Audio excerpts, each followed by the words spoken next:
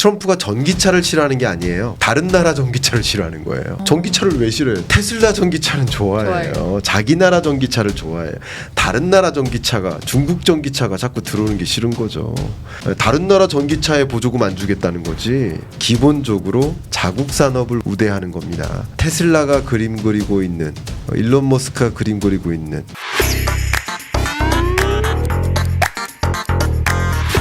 트럼프가 친기업적인 정책을 펼친다면 자율주행이나 인공지능 이런 관련된 정책에도 굉장히 우호적으로 정책을 펼쳐나갈 것으로 예상이 되고 있는데 지금의 빅테크들이 몸집을 키우는데 많은 도움이 될까요?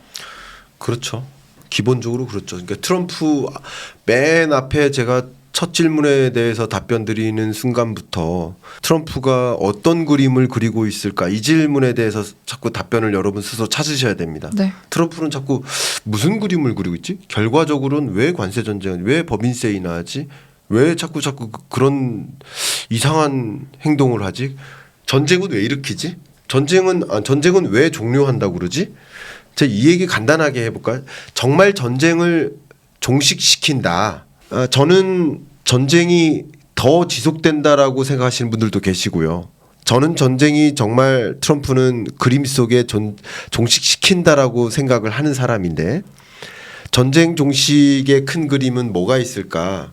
이 부분도 한번 먼저 말씀드릴게요. 바이든은요. 이게 동맹국주의였어요. 이데올로기. 그러니까 민주주의 국가들끼리 합치자. 근데 그러면 어떻게 일이 벌어질까요? 다른 이데올로기 국가들끼리 또 똘똘 뭉쳐요. 그러니까 중국을 고립시킬 수가 있어요? 없어요. 없죠. 러시아를 고립시킬 수가 없죠. 없어요. 그러니까 전쟁을 못 멈춘 거예요. 그러니까 중국을 고립시키지 못했던 거예요. 근데 트럼프는 어떻게 하냐면 야 그런 거 다 필요 없어. 이데올로기 필요 없어. 동맹국 필요 없어. 다 동맹국 아니야. 우리는 다 비즈니스 관계야. 친분 필요 없어. 그냥 비즈니스적으로 유리하면 되는 거야. 딱 그렇게 가져가는 겁니다. 이게 어떤 의미냐면요. 러시아와 전쟁을 종식시킬 때 아마도 우크라이나 땅을 상당 부분 러시아가 원하는 만큼 내주는 방식이죠. 그러니까 민주주의 국가들이 원하는 게 아니에요. 그러나 러시아는 그거 받으면서 기꺼이 전쟁을 멈추겠죠. 우크라이나는 추가적인 전쟁 지원이 멈추면 전쟁 동력이 상실되겠죠. 미국이 전쟁 지원을 멈추면 상당 부분의 다른 나라들도 전쟁 지원을 하기가 어려워요. 미국과 대립각을 세우기도 어렵고요. 그런 면에서 전쟁이 멈출 수밖에 없다고 생각합니다. 그러면 전쟁이 멈추면 어떻게 되느냐? 러시아가 미국의 친구가 돼요. 북한도 같이 친구의 동생이 돼요. 그러면 중국은 그런 면에서 고립이 됩니다. 그러면 고립된 다음에 중국과 대결하면 훨씬 쉬워요. 그러니까 고립이 안 된 상태에서는 대결하기가 어려워요. 그러니까 러시아한테 경제 제재했더니 러시아가 중국한테 천연가스 팔고 있는 거예요. 원유 팔고 있는 거예요. 그러니까 경제 제재가 말을 안 듣는 거죠. 바이든이 실패한 게 그겁니다. 근데 트럼프는 그걸 학습했다는 거야. 아까 제가 학습된 협상가라고 했던 게 그 전쟁을 옆에서 경험한 걸 보니까 동맹국적으로 싸우면 안 되는구나. 그리고 러시아랑 친하게 지내야지. 그래야 중국을 고립시킬 수 있겠구나. 그리고 아까 말씀드렸던 그 마가를 완성시키려면 결국 뭐가 필요해요? TSMC가 필요합니다. 그 TSMC가 없다 하더라도 삼성전자만 있다 하더라도 중국을 정말 고립시키려면 TSMC를 적어도 내가 안 가져가더라도 중국한테 TSMC를 안 줘야 돼요. 그러니까 TSMC를 내가 데려가고 중국한테 반도체를 안 주면 끝납니다. 앞으로 이 TSMC는 어떻게 될까요? 그러니까 제가 그림 그리고 있는 것은 러우 전쟁을 멈추고 러시아를 미국 편으로 만든 다음 북한도 내 편으로 만들고 중동도 내 편으로 만든 다음 그 다음 미국이 중국을 고립시키는 거죠. 드디어 고립시키는 거죠. 그 다음 이제 대만을 놓고 싸우는데 TSMC의 기술 인력들을 다 데려와요. 그 다음에 대만 땅을 내주는 방식인 거죠. 대만 땅을 그럼 결국 중국에게 왜냐하면 중국은 역시 대만 땅을 놓치긴 쉽지 않을 겁니다. 놓치긴 쉽지 않을 겁니다. 물론 TSMC라는 것도 중요하지만 대만 해협이라는 지정학적 그 지위도 중요하기 때문에 결투가 있을 수 있겠지만 어쨌든 뭔가는 내주고 뭔가는 가져오는 거거든요. 홍콩도 그랬어요. 홍콩의 영화 산업을 가져오고 영화 배우들, 엔지니어들 그 인력들은 다 데려오고 홍콩은 내주다시피 했죠. 약간 그런 느낌인 거예요. 이거는 시나리오니까 뭐가 정답이다라는 게 아니라 어쨌든 기술 패권 전쟁이고 나머지는 내줄 건 내주고 기술을 가져가겠다는 것이고 그 다음에 반도체 안 주면 끝나는 거예요. 그러니까 결국은 이런 싸움이다라고 저는 생각을 해요. 트럼프가 그림 그리고 있는 것은 그런 관점에서 트럼프가 주관하는 것은 아까도 그런 얘기 잠깐 했지만 네. 일기 때도 첫 번째로 했던 일이 뭐예요? 파리 기후협약 탈퇴. 네. 근데 바이든이 첫 번째로 했던 일이 다시 재가입했죠. 재가입. 그만큼 기후변화라는 관점에서 첨예하게 다른 인물입니다. 그러면 이제 2020년부터 24년까지 굉장히 중요했던 어젠다가 기후변화 대응, 탄소 중립, 온실가스 저감, 또 경영 전략으로는 ESG 경영 이런 대주제가 점차 지워질 가능성이 높아요. 예, 저는 그렇게 생각합니다. 그리고 트럼프는 어젠다로서 그게 아니라 일론 머스크의 사업군. 일론 머스크의 사업군은 우주산업, 자율주행차, 또 AI. 전기차도요. 트럼프가 전기차를 싫어하는 게 아니에요. 다른 나라 전기차를 싫어하는 거예요. 전기차를 왜 싫어해요? 테슬라 전기차는 좋아해요. 자기 나라 전기차를 좋아해요. 다른 나라 전기차가 중국 전기차가 자꾸 들어오는 게 싫은 거죠. 다른 나라 전기차에 보조금 안 주겠다는 거지. 그러니까 기본적으로 자국 산업을 우대하는 겁니다. 그래서 어쨌든 테슬라가 그림 그리고 있는 일론 머스크가 그림 그리고 있는 또 그런 우주 산업, 위성 예를 들어서 몽골 같은 나라 가면요. 네. 뭐 수도가 있지만 수도를 떠나면 정말 어마어마한 그냥 벌판이거든요. 근데 인터넷 잘 터질까요? 안 터질까요? 안 터지죠. 되게 잘 터져요. 잘 터져요? 왜 그럴까요? 위성으로 쏴서 받는군요. 네. 제가 무슨 말씀드린지 알죠? 네네네. 그러니까 일론 머스크가 하고 있는 이 사업이 한두 가지가 아닙니다. 그렇죠. 이것도 역시 우주 산업입니다. 위성에 기반한 인터넷. 이것은 사실 우리나라가 그동안 기지국 세우고 5G, 6G 이렇게 해왔던 그런 접근보다 더 쉬운 접근일지도 몰라요.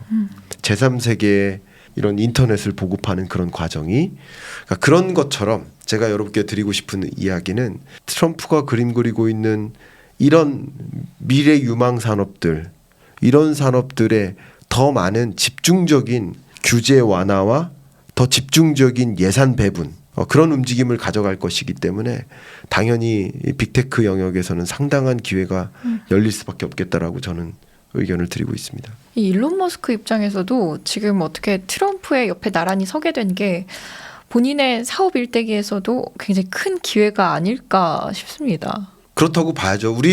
여러분 우리나라에서도 한번 생각해 보세요.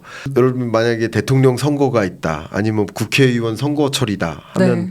꼭 무슨 테마주 뭐 이렇게 맞아요. 하잖아요. 근데 별로 관련 없는 누구의 친척에 누구 뭐 이런 사람까지 괜히 네. 주식이 들썩이는데 일론 머스크는 매주 주말마다 같이 UFC 보러 놀러 다닙니다. 같이 어깨 동무하고서 사진 싸움 구경하고 있거든요. 그 정도의 친분을 쌓고 있다는 얘기는 얼마나 많은 이야기들을 서로 나누고 있겠어요. 그리고 아까 정부효율성위원회라는 GEC라는 이 기구는 굳이 따지면 우리나라에서는 기재부 위에 있는 역할이에요. 역할로 치면.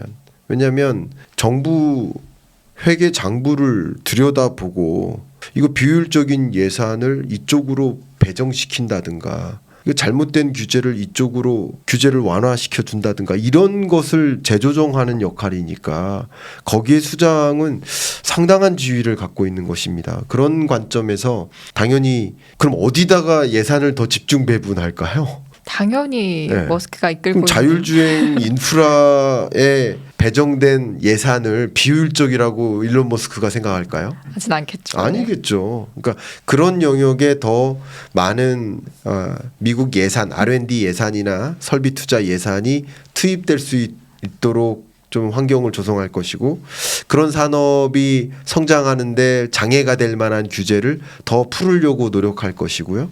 예를 들면 안전성 규제 같은 경우도 자율주행 차가 혹은 자율주행 관련 기술들이 성장하는데 방해가 되는 게 안전성 테스트를 또 민감하게 따지거든요. 근데 그런 부분도 이거 과감하게 좀 풀어줄 수 있도록, 왜냐하면 이게 성장하는 게 더 필요하다라고 보는 입장이냐 아니면 안전성을 더 까다롭게 볼 것이냐의 입장 차이가 있을 수 있는데, 아니다, 성장성이 더 중요하다, 안정성보다, 이렇게 판단한다면 더 적극적으로 규제 완화를 할 수 있거든요. 그러니까 일론 머스크라는 인물됨은 안전성보다는 당연히 성장성에 더 집중적으로 의미를 부여하는 인물이기 때문에, 그럼 어떤 방향대로 어떤 산업을 중심으로 규제 완화가 이어질 것이고 미국의 R&D 예산이나 설비 투자 예산이 어느 쪽으로 집중될 것인지를 상상해 보신다면 어떤 산업 쪽으로 더 많은 머니 무브먼트가 이어질 것인지 여러분 그림을 그려보실 수 있겠죠. 반대로 이 어려움을 겪을 산업군을 꼽는다면 어느 쪽을 꼽을 수 있을까요? 그건 좀 자명하죠. 자명한 것 하나는 일단 앞에 말씀드렸던 것처럼 온실가스 저감에 대한 메리트를 안 줄 겁니다. 제가 정말 인상 깊었었던 게 제 개인적으로 네. 2010년 한 국책연구기관에서 처음 2009년 10년에 첫 커리어를 이제 국책연구기관에서 시작을 했는데, 그때 썼던 논문이 있는데 이게 스마트 그리드라는 IT 더하기 전력망이에요. 쉽게 말하면 이 스마트 그리드가 우리 한국 경제에 도입될 때의 어떤 경제성 평가라든가 이런 걸 이제 논문을 주제로 썼는데, 그러다가 나중에 보니까 정권이 바뀌면서 스마트 그리드 사업단 자체가 사라졌어요. 이게 뭐냐면 정권이 바뀜에 따라서 주력 산업이 바뀌어요. 그래서 없어지는 산업이 있고 예산이 아예 깎이거나 하는 산업이 있어요. 그러니까 흥망성쇠가 있어요. 그래서 예를 들면 가장 대표적으로도 어떤 정권일 때는 원자력 발전에 좀 예산을 많이 배정하고 어떤 정권일 때는 안 그렇고 그런 게 있잖아요. 예를 들면 네. 제가 정치를 비판하는 게 아니에요 지금은. 근데 그런 것처럼 트럼프라는 인물됨이 온실가스 저감이나 기후변화 대응에 관심이 없어요. 그리고 이게 기간 산업이고 인프라 사업이기 때문에 정부의 예산이 많이 중요합니다. 정부의 예산으로 재생에너지 인프라가 많이 깔리고요. 보조금이 많이 있어야만 민간 기업들이 이거를 도입해요. 우리나라 같은 경우도 공장에 태양광을 까는데 보조금 받고 깔지 그냥 깔지 않아요. 근데 보조금 없으면 이게 도입되겠어요? 그러니까 이런 식으로 바이든 정부 동안에 온실가스 저감 노력에 대해서 굉장히 포인트를 많이 두고 그쪽에 보조금도 주고 예산도 많이 배정하고 하니까 기업들이 그쪽으로 집중이 됐었고, 풍력 발전 기업, 재생에너지 중에서도 태양광 이런 또 그것이 필요한 그런 것들이 융성되기 위해 당연히 필요한 ESS 에너지 저장 장치 뭐 이런 영역의 산업들이 융성이 많이 됐었는데, 근데 트럼프라는 인물은 기후 변화에 관심이 없으니까 가장 이쪽에서는 이제 유망한 산업이라고 평가 내리기는 좀 쉽지 않겠다. 저는 그렇게 의견을 드리고 싶습니다. 머니네버슬립 뉴스레터와 네이버 프리미엄 콘텐츠 지금 바로 구독해보세요.